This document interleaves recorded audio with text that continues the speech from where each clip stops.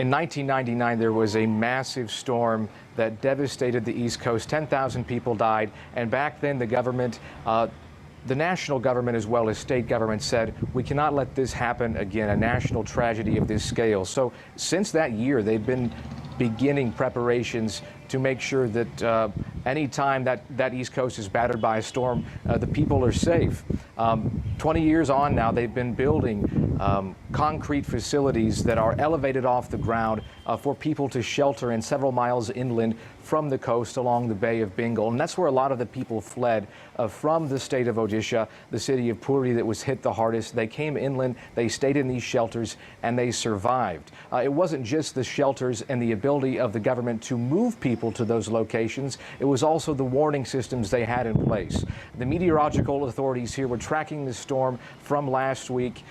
They were aware of its path, and they began to alert local authorities about what they needed to tell people, and that was, you must evacuate at a certain point. And those messages were carried on text messages. Millions of text messages were sent out to the public, TV commercials, public alert broadcasts on speakers throughout the communities. It was a massive joint effort between the national and the state governments, and it seems to have worked quite smoothly. And that is like why you mentioned the death toll compared to previous storms, though tragic, is markedly lower than it was in the past.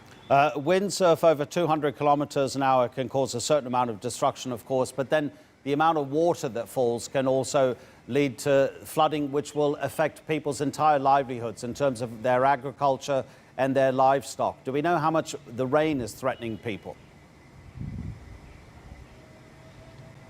Well, a significant amount, Adnan, and we're just starting to learn the scale of the damage of this storm.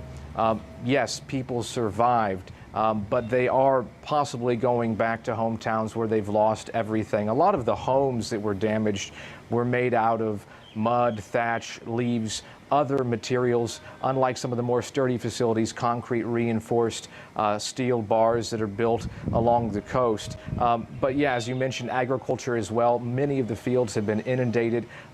Rain was extremely heavy in different parts of Odisha state. As I mentioned, the scale of the damage is unknown at this time.